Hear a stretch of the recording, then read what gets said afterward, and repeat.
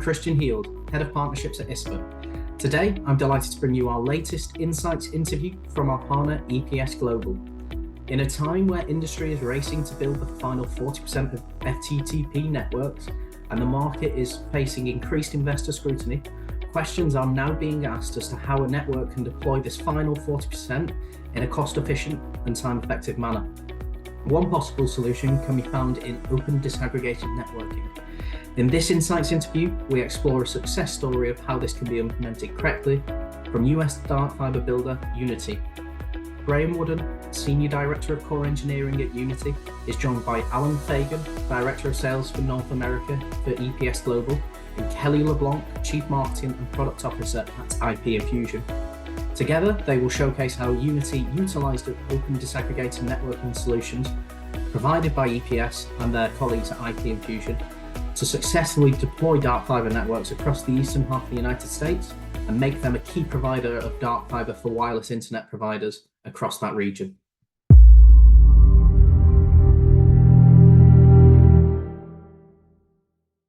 My name is Alan Fagan, and I manage the North American sales team for EPS Global. We're a value-added distributor, and we specialize in open networking solutions. We partner with software providers like IP Infusion and hardware manufacturers like EdgeCore, UfiSpace, and Finisar to build solutions for customers like Uniti.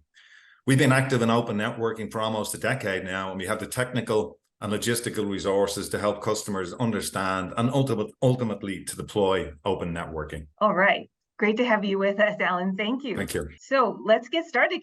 Alan, can you please explain what is open networking and how it differs from traditional networking? Sure. So the concept of open networking emerged in the early 2000s, and it was in response to the dominance of proprietary networking vendors like Cisco and Juniper. So these vendors controlled the underlying protocols, software, and hardware for networks. And that made it very difficult for organizations to innovate and to switch to new technologies. So in contrast, open networking is an approach to networking that emphasizes open standards, open source software, and commodity hardware. So this means that the underlying protocols, software, and hardware for open networks, they're publicly available and they can be freely developed and used by anyone. So some of the benefits of open networking, increased flexibility. So open networking gives our organization more flexibility to choose the best hardware and software combination for their needs. The software and the hardware, they're not locked together in a monolithic solution, as was the traditional way of doing things. Open networking brings reduced costs, and it can reduce costs by using commodity hardware. You get to choose which hardware supplier to use. And as we all know, choice gives more leverage, right, including on cost. And just because you choose one manufacturer at the start, it doesn't mean that you're locked into that choice. As you add to your network, you can mix and match as features, cost, and availability change. And you will also enjoy substantially reduced licensing and support costs. And I know that Graham is going to talk about that in more detail later, about his experience.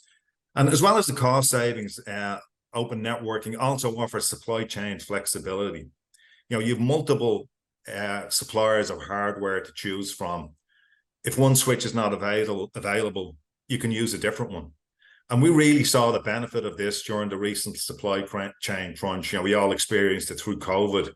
And we were able to deploy networks in weeks or months, compared to what we were seeing from the traditional vendors. We were seeing 1.5 to 2 year lead times.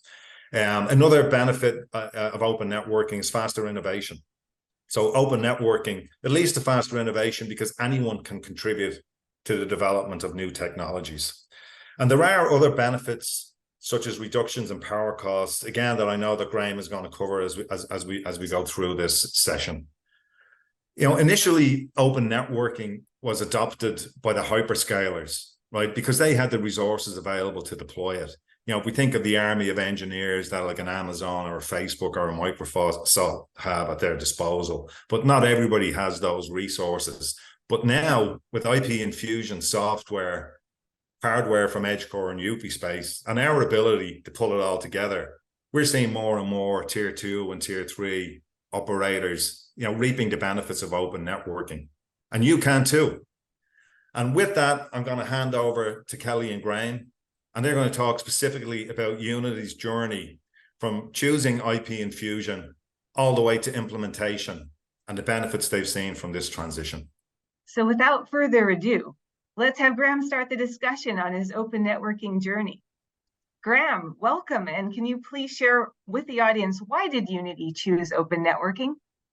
Hey, thanks, Kelly. And thanks, Alan, for giving the brief overview of disaggregated networking. Basically, as Alan just stated, COVID was the catalyst of us moving towards, to this new networking topology and design. As we saw our wholesale and our enterprise sales increase and the demand increase, it was pretty evident that our IP backbone, which we stay pretty current and stay ahead of any sort of proactive maintenance, realized that we were going to be falling short soon of 100 gig and 400 gig interfaces.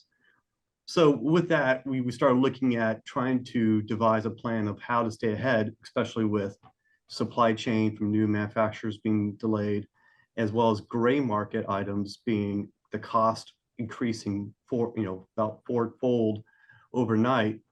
It's pretty evident that we needed to kind of look at new technologies. We knew that while we could probably start with that to stay ahead of any sort of surge, we knew long term that was not going to work out. We have 40 IP backbone nodes, alone carrying traffic throughout the Southeast. Having to do that line card, 3 or 4 times per chassis, the economics was just not going to work out.